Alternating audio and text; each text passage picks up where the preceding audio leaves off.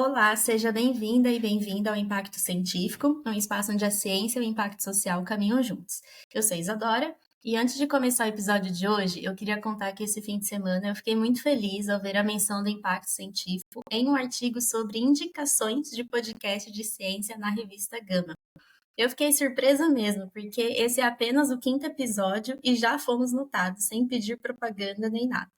Eu fico muito feliz por ver a relevância desse tema, mas também agradeço a cada um de vocês que tem apoiado essa iniciativa, porque eu sei que cada apoio, cada um que compartilha, faz esse podcast chegar em mais pessoas. Então, muito obrigada. E para quem quiser ver a matéria, deixei o link aqui na descrição. Mas eu vou falar sobre o episódio de hoje, que está muito especial. Afinal, vamos falar de educação. Todos que fazem uma graduação em uma ciência básica têm uma vertente de atuação que é a educação. E é difícil pensar uma forma maior de impacto do que trabalhar com educação, né? Quando eu converso com amigos cientistas, eu escuto quase de todos a influência de um professor, uma professora em sua escolha profissional. E hoje a gente vai ouvir a história do João Bosco Versosa. Ele é biólogo formado pelo Instituto Federal de Educação, Ciência e Tecnologia do Ceará, tem pós no mesmo instituto na área de educação especial e também um MBA na USP-Exalc em gestão escolar. Ele tem uma trajetória incrível, mas ele vai contar no episódio. Além disso, ele é empreendedor social, cofundador do Rei Ciência, um negócio de impacto que apoia professores de ciências. Mas aí eu vou deixar para você ouvir ele mesmo contando sobre. O episódio está super emocionante, dificilmente não vai mexer um pouquinho com você. O João é muito inspirador e fico muito feliz por ele estar aqui. Então, senhoras e senhores, um bom episódio para vocês.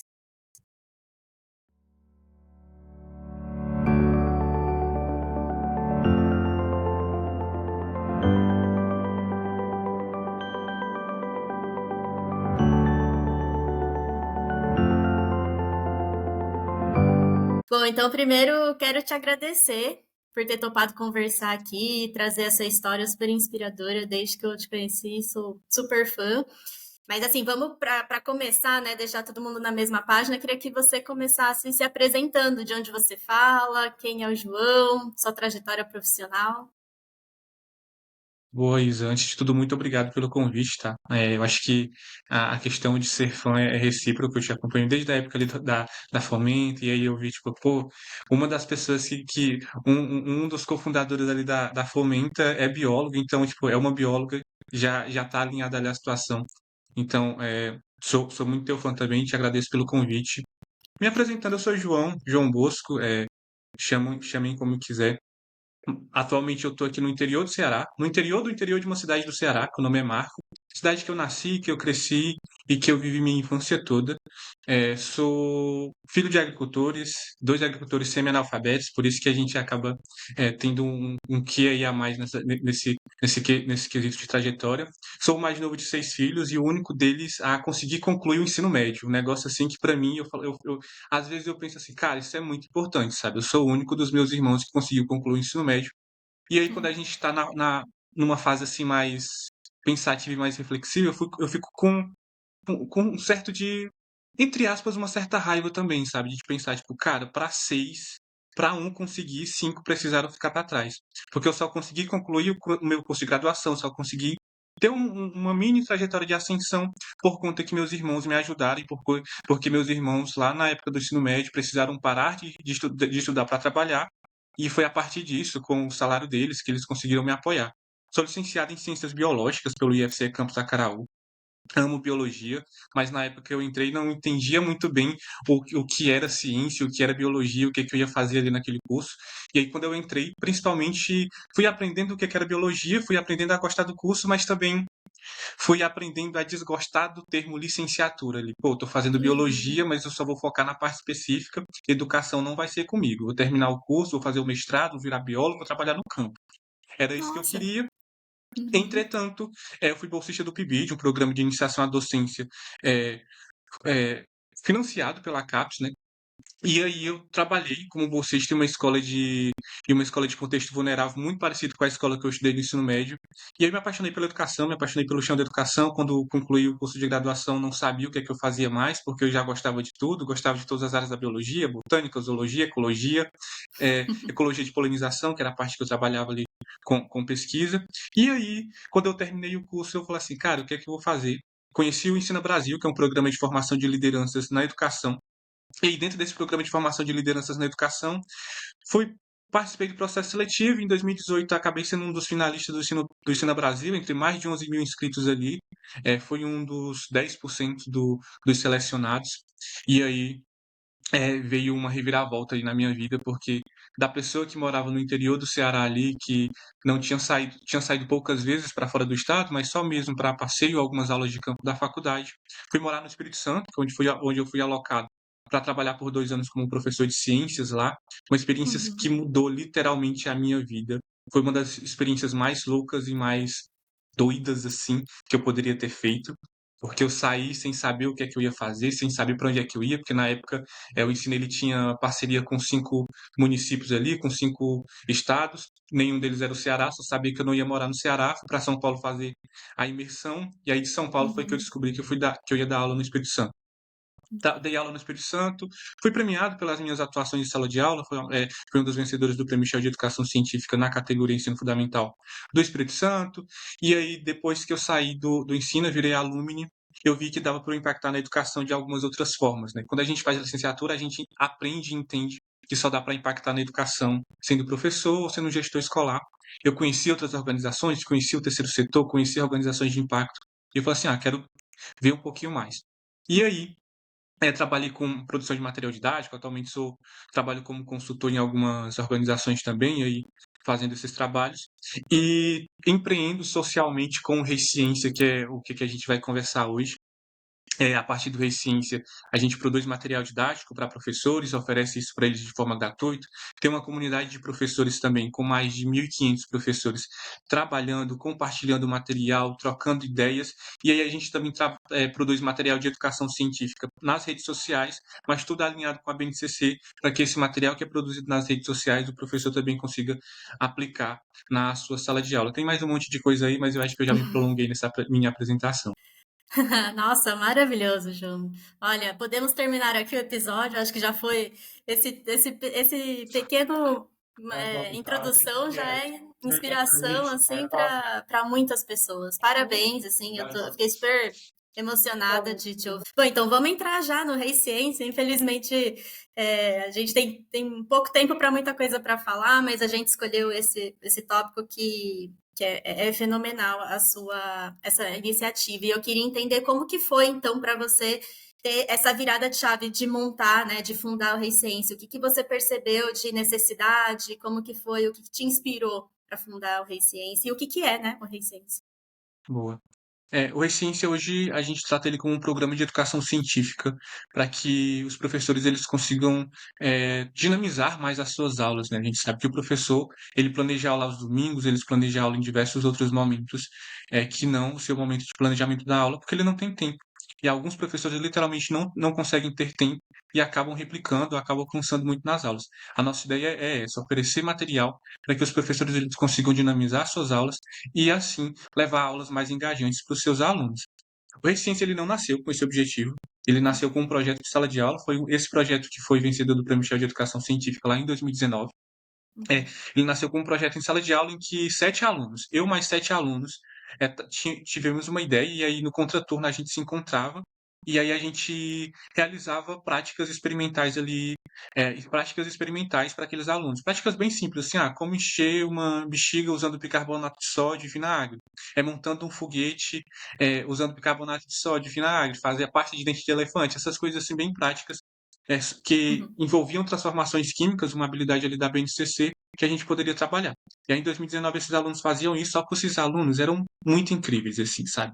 Eles faziam, eles aprendiam, e o nosso objetivo eram alunos do ensino do Fundamental 2.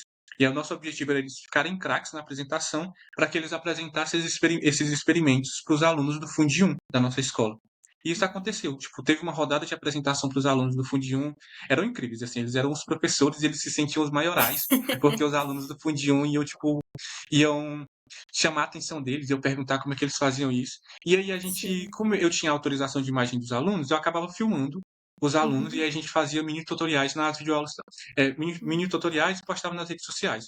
Dava ali um total de 12 mil visualizações, por exemplo, no Facebook, que em Uau! 2019 o Facebook tinha um hype maior ali, né? Uhum, sensacional. E aí, isso foi em 2019, 2020, quando eu já estava ali planejando, fazendo meu planejamento anual. Cara, a gente vai fazer muito mais, vai ser tipo a uhum, tríplice, a gente vai aumentar o que a gente fez em 2019. Só que em 2020 veio pandemia, a gente não conseguiu trabalhar, a gente não fez nada, infelizmente, porque era aula remota, os nossos alunos não tinham telefone, não tinham acesso à internet, aí não tinha como a gente prosseguir. E aí, em 2020, o Resciência continuou nas redes sociais, só que com um foco diferente.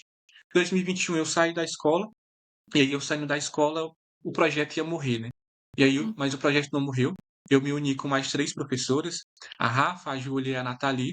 A gente pensou numa ideia de negócio e pensou também sobre coisas que a gente estava trabalhando ali, vindo de determinadas questões. Em 2020, a gente produziu material didático para a Prefeitura Municipal de Cariacica, para a Secretaria Municipal de Cariacica, seguindo a atividade de fixação, plano de aula e vídeos curtos. E aí a gente pensou, pô, se a gente pegar essa ideia e montar isso só focado em ciências. Essa foi a ideia do Resciência. A gente participou de alguns, de alguns programas ali que ajudavam a gente a montar ideias de negócio, como o Pontapé Empreendedor do Instituto CMA, uma iniciativa do Shell também, o Shell Iniciativa Jovem, para a gente montar e Legal. desenhar ali, estruturar essa ideia. A gente fez isso em 2021, e aí a gente foi crescendo um pouquinho, pensando um pouco como que formalizava, mas nossa ideia foi essa, cresceu dentro desse projeto, e aí foi redesenhada a partir da ajuda da Rafa, da Nathalie e da Júlia. Coisas foram acontecendo, entregas foram acontecendo, mas o Recência continua aí firme e forte. Nossa, sensacional, assim, é o pitch redondinho. Antes só da gente seguir, você já citou duas vezes a BNCC, só para isso não ir para frente sem entender o que significa essa sigla? Na Base Nacional Comum Curricular. É como se fosse Tá, são as habilidades essenciais que todo o Brasil acaba seguindo ali para que, quando a gente for montar planejamento anual numa escola, para quando a gente for montar o currículo na escola, é, tudo estiver de acordo com a BNCC, como por exemplo, eu aqui, um aluno da cidade de Marco, no interior do Ceará, estou estudando, e aí estou vendo determinados conteúdos, mas se eu mudar para São Paulo, eu tenho certeza que o currículo de São Paulo vai estar alinhado com a BNCC. Então é por isso que a tá. BNCC existe, que é uma base nacional comum curricular. É a base que todo currículo escolar deve seguir. Aí lá tem diretrizes tanto para o ensino de matemática, para o ensino de todas as disciplinas, na verdade, e mais algumas Uhum. competências gerais que profissionais da educação seguem. Ah, beleza, obrigada. Então, maravilhoso. Então, vamos voltar para o Rei Ciência. E uma coisa que eu fiquei imaginando foi que dar aulas e fazer vídeos são competências diferentes, são complementares, né? Não necessariamente a pessoa já vem com. A gente aprende a fazer tudo isso. Como que você desenvolveu essa habilidade? É da sua geração já saber mexer com as tecnologias? Ou você foi aprender? Como que foi para montar edição de vídeo, né? É muito complexo tudo isso. Boa. Na faculdade a gente acaba aprendendo essas coisas porque os professores eles passam muitos trabalhos assim, principalmente o professor de licenciatura jogava a gente na sala de aula, colocava algumas coisas aí, algumas coisas eu já acabei pegando da licenciatura, mas como as coisas vão mudando, as coisas vão se atualizando, a gente precisa aprender. E aí, Legal. por exemplo, nas produções de vídeos de pílulas curtas, de pílulas de conhecimento que a gente faz no YouTube, ali a gente precisa aprender um formato muito específico, que era vídeos curtos, vídeos animados usando o PowerPoint, né? A gente montava apresentações animadas usando o PowerPoint, e aí usava GIF, usava as transições e as animações do PowerPoint, deixava aquela animação ali, aquela apresentação totalmente interativa. A gente gravava a tela e juntava com a narração. Ali a gente aprendeu do zero, praticamente. Tipo, a gente aprendeu Legal. na época da pandemia, porque na época da pandemia a gente precisou aprender várias coisas para trabalhar. Mas enquanto esses outros vídeos que precisa de imagem, que a gente vai fazendo, eu fui aprendendo com o momento, sabe? Tipo, Uhum. TikTok pedia isso, a gente vai aprendendo. Instagram pede isso, a gente vai aprendendo. E aí a gente vai acabando se adaptando. Eu confesso que eu já tenho um pouquinho mais de facilidade com isso, não faço os melhores vídeos, não tenho essas melhores competências assim. E aí as pessoas também vão ajudando a gente. A Nathalie, que é a pessoa do nosso. Uma das nossas referências aqui, ela sempre ajuda a gente nessas. Ela é a nossa parte tecnológica aqui dentro desses processos, e a gente tem mais alguns apoios e outros suportes também, mas não foi fácil, tá? Tipo, é bem complicado. Essa parte mesmo de produzir vídeo usando PowerPoint é muito complicado, principalmente porque tem muitas outras diretrizes, né? Só pode usar a imagem se for imagem ali Creative Commons, só tem que tomar muito cuidado com isso, tem que tomar muito cuidado com aquilo, com a questão mesmo dos direitos autorais, e aí a Sim. gente vai fazendo tudo muito minuciosamente para dar tudo certo. mas é tranquilo, mas Uhum. tem essas questões assim, sabe? Para montar um roteiro, tem que pensar. Pensando em aluno também, pensando para trabalhar em sala de aula, tem que montar um roteiro extremamente didático, pensar em transpor didaticamente como que a gente quer trabalhar aquilo, quais tipos de imagem a gente quer passar, quais problemáticas podem surgir se a gente usar uma imagem X ou uma imagem Y. São muitas questões que a gente vai aprendendo ao longo do tempo. Perfeito, maravilhoso. Então, hoje, se tem um professor de ciências, depois a gente entra certinho em quem são esses professores, mas hoje, se essa pessoa entra no seu site e nas redes, o que que ela encontra de recursos para poder usar em sala de aula? Boa. No nosso site ela encontra atividade de fixação, ela encontra plano de aula e ela encontra um vídeo também, um vídeo curto ali de 3 minutinhos que ele pode usar. Por exemplo, se eu usando o tema propagação de vou usar um tema que tem já todo o material. Usando o tema biomas, por exemplo. Usando o tema biomas, ele vai ter uma atividade de fixação, um plano de aula e um vídeo curto. E aí, se ele for nas nossas redes, ele vai encontrar uma dica de prática também, como que ele pode montar uma apresentação usando o bioma, como que ele consegue sugerir determinada atividade de prática, como uma maquete, por exemplo, usando biomas. Ele tem lá no nosso Instagram também como uma dica de prática. E aí, dentro da nossa comunidade de professores, tem professores que sugerem atividades o tempo todo. E aí, usando outro exemplo, sistema esquelético. Sistema esquelético no nosso site tem um plano de aula, tem atividade de fixação e tem um vídeo curto que a gente montou ali, o vídeo animado usando uma apresentação do PowerPoint.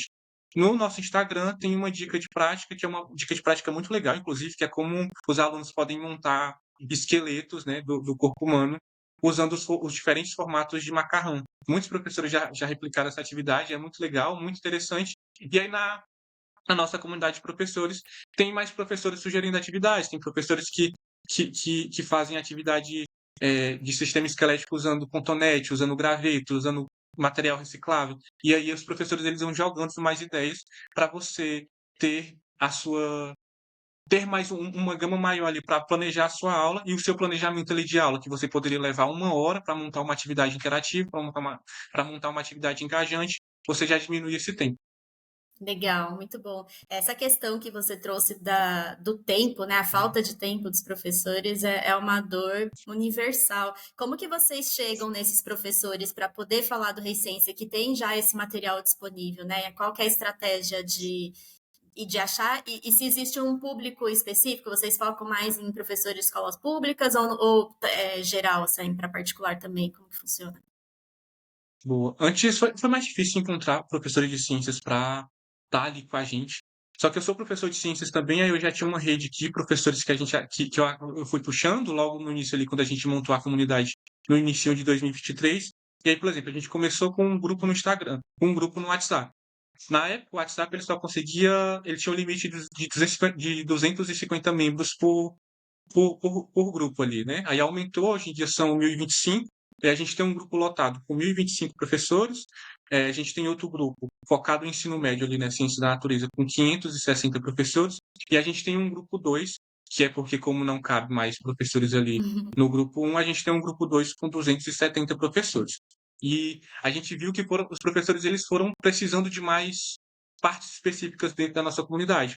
Tem professores de ciências que dão aula de geografia, infelizmente, para complementar a carga horária. E a gente montou um grupo de geografia também para que os professores compartilham materiais. E aí, atualmente, ele chegou muito orgânico para a gente, sabe? Um professor que já está ali na nossa comunidade, ele repassa, ele manda o link do grupo, ele manda o link do Instagram, aí aquele professor já chega para a gente ali. Já tem outros professores que já conhecem a gente pelo Instagram. Hoje, atualmente, a gente tem uma rede de mais de 10 mil seguidores é, nas redes, e aí a maioria são professores, e eles chegam por lá também, né? Chegam organicamente dentro dessa forma. Só que aí a gente também tem alguns processos de busca ativa. Por exemplo, entrar Uhum. em redes de professores que a gente sabe que são redes interessantes, como a Rede Municipal de Cariacica, que a gente tinha parceria, a Rede Municipal também de Acaraú, que a gente tinha parceria para dentro desse apoio, e aí os professores de ciências de lá acessam a nossa comunidade. Ah, que legal.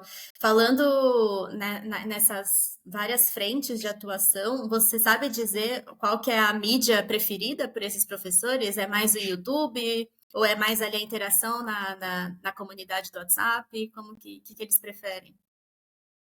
Varia bastante, assim, eu acho que varia do foco. Quando o professor ele quer dicas de materiais, ele vai para a comunidade, porque ele pergunta assim: "Gente, alguém tem material sobre tipagem sanguínea?" Aí entra um monte de professor lá jogando arquivo, material, ideia, conteúdo, algo que Que eles jogaram legal. ali no ChatGPT, que o ChatGPT respondeu para eles, e aí se eles querem dicas de materiais, eles vão para lá. Se eles querem uma parte específica que eles sabem que tem no nosso Instagram, eles vão para lá também. Mas primeiro eles acessam o site, se eles não encontram no site, eles vão para a comunidade, e aí da comunidade eles são direcionados para outros locais também. Mas eu imagino que atualmente a preferida deles seja a comunidade de professores, porque tem muita troca e tem Uhum. muito compartilhamento ali, né? É algo muito orgânico. E se a gente for pensar em outros grupos de WhatsApp de professores em si, ou até mesmo outra comunidade, o WhatsApp é uma ferramenta muito rápida, né? E a maioria dos professores já tem um número profissional ali que eles só usam para isso. Quando eles precisam Uhum. acessar outras plataformas, é muito mais difícil, porque tem que fazer um login, tem que fazer isso, tem que entrar. Eles já cansam e eles já não querem. E também tem a questão de que no WhatsApp é muito mais rápido. Eles colocam ali, já vem um monte de professor jogando. E a experiência que eles têm com grupos de WhatsApp também. Tem grupos de WhatsApp de secretaria de educação, assim, de professores de ciências, que na minha época era só reclamação, sabe? A reclamação era, meu salário não caiu, isso, aquilo. Ali, na nossa comunidade, tem momentos de reclamação, mas 90% dos momentos são professores trocando ideias, compartilhando material e falando de suas práticas. E aquilo dali aquece muito o coração deles, porque é muito diferente dos outros grupos de WhatsApp de professores que eles já estão acostumados a participar. Nossa, com certeza, deve dar outra energia, né, porque só Sim. reclamação chega um momento que você já tá para baixo, assim, e é legal ver que tem esse outro lugar, né, tem espaço para tudo. Falando um pouco dos professores, eu queria saber se você tem alguma história de impacto, esses dias eu vi no seu LinkedIn que você contou a história de uma das professoras e o quanto isso te mexeu, né, porque o quanto Rei Ciência trouxe uma outra forma dela encarar a profissão, e aí queria que você contasse, pode ser outras histórias que mexeram com você, né, de ver essas reações dos professores. Boa. Acho que histórias tem várias, assim, os professores sempre acabam deixando relatos lá de forma muito orgânica e muito espontânea também, a gente acaba pedindo alguns, mas esse dessa professora é muito marcante, assim, sabe? Porque ela deixou, foi final do ano, foi dezembro que ela mandou a mensagem, e no dezembro parece que ela trouxe ali o compilado de todo o ano que ela viveu dentro daquela comunidade de professores ali, professora Marielza, do interior da Bahia, e aí ela disse que é professora há 23 anos, mas aquele grupo ali, depois daqueles 23 anos, ela já estava cansada, ela já estava literalmente trabalhando por trabalhar ali na sua sala de aula, com seus alunos, mas aquele grupo ele deu um up, deu um gás diferente para ela, aquela comunidade, aqueles professores, aquelas pessoas, aquelas trocas, deu um gás diferente para ela, que hoje ela se enxerga outra professora e hoje ela consegue trabalhar de uma forma muito mais prática. E aí, essa professora, a professora Marielza, inclusive, ela é a professora que mais compartilha práticas que ela viu no grupo, né? Por exemplo, teve um professor que mostrou ali como montar moléculas de DNA usando jujuba. Olha, gente, fiz isso na minha aula. Aí, 2, 3 semanas depois, a professora Marielza, olha, gente, fiz na minha aula porque a professora X compartilhou aqui. Que legal. Recentemente ela compartilhou um material, uma prática sobre o sistema solar também, que ela tinha visto algumas semanas anteriores lá na comunidade de professores e ela replicou. E é muito interessante ver que professores do Brasil todo, sabe? A professora Mariela é da Bahia, mas a gente tem professores de todos os estados do Brasil trocando materiais e se ajudando, assim. É incrível. E é incrível ela citar nomes, falar assim, eu sou da cidade tal, mas eu estou vendo aqui que tem mais gente da Bahia, tem gente da cidade tal, da cidade tal. Tem professores se reencontrando lá, sabe? Tem professor que fala assim, Uau! olha, você tá por aqui, que legal. É muito bacana. E aí, Nossa, iguais à incrível. professora Marielza, tem vários e tem outros, assim, outras histórias muito legais. Não, sensacional. O impacto deve ser gigante. Então, continuando falando de impacto, a gente já comentou sobre letramento científico aqui nos bastidores, né? E a importância de trazer essa ciência, essa educação científica na educação básica. E eu queria que você me falasse um pouco assim da sua visão, até da percepção, né, que você tinha ali na sala de aula. Como que você enxerga, né? O que que você acha dessa importância da educação científica na educação básica? Eu acho extremamente importante e principalmente é extremamente necessário a gente refletir sobre como que a gente acaba trabalhando determinados temas, assim, porque ajuda muito nessa questão do letramento científico, do pensamento crítico dos alunos, para que eles consigam entender e rever determinadas formas, e a gente consegue trabalhar isso da nossa sala de aula, sabe? Por exemplo, se a gente for trabalhar saneamento básico, às vezes quando a gente trabalha saneamento básico nas escolas, a gente só explica ali o que é uma estação de tratamento de esgoto e o que é uma estação de tratamento de água. Acabou. Aí explica com alguns textos básicos, algumas coisas. Pronto. Aquilo não vai fazer sentido na vida do aluno, sabe? Tipo, ETA, tratamento de esgoto, o que que é isso? E aí a gente está trabalhando o tema, está trabalhando a temática, está de acordo com o currículo, está de acordo com a BNCC. Que legal, fiz o meu trabalho. Só que a gente precisa pensar onde esses alunos estão inseridos. Se a gente for pensar em alunos ali de regiões periféricas, será que não é interessante a gente fazer esses alunos refletirem? Por que que no bairro deles ali não tem tratamento de esgoto? Por que que no bairro deles, infelizmente, quando a gente passa para ir para a escola, a gente acaba passando por valas, a gente acaba passando por esgoto a céu aberto? Mas se a gente for pensar em um bairro ali mais elitizado, em um bairro chique da cidade, essas coisas não acontecem, essas coisas não aparecem. Por que que tem essa discrepância de um bairro para o outro em uma mesma cidade? Por que que tem essa discrepância de um bairro para o outro em um mesmo local tão próximo?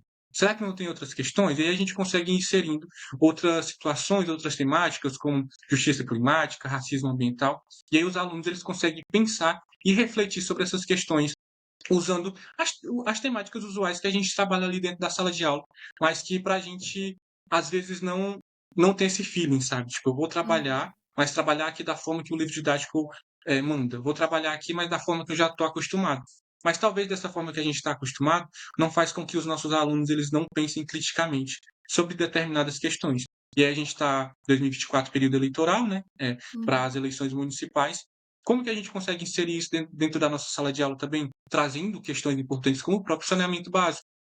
Quando eu fui professor, né, quando eu estava como professor em sala de aula, tinha e aí eu trabalhei saneamento básico, e aí uma das nossas atividades sobre saneamento básico era trazer essas questões, e aí no final, a nossa atividade prática era que os alunos precisavam escrever uma carta ao, ao governante, a uma pessoa da cidade deles, solicitando saneamento básico ali para o bairro deles. E aí a gente via cartas e histórias tão marcantes dos nossos alunos, sabe?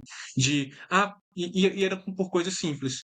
Porque governador tal, prefeito tal, eu gosto muito de jogar ali no campo do meu bairro. Só que sempre quando a gente joga, a bola cai no esgoto, cai em determinado local. Eu não queria que isso acontecesse mais. Eu Nossa, sei que em tal lugar não acontece.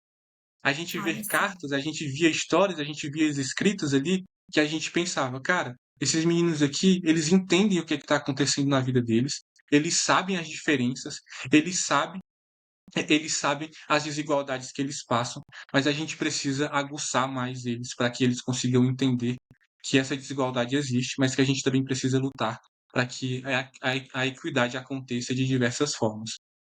Nossa, maravilhoso. É super didático como a gente pode aplicar a ciência, né, o conhecimento científico para essas questões de cidadania, de direitos, de questionar, né, de refletir. Maravilhoso, João.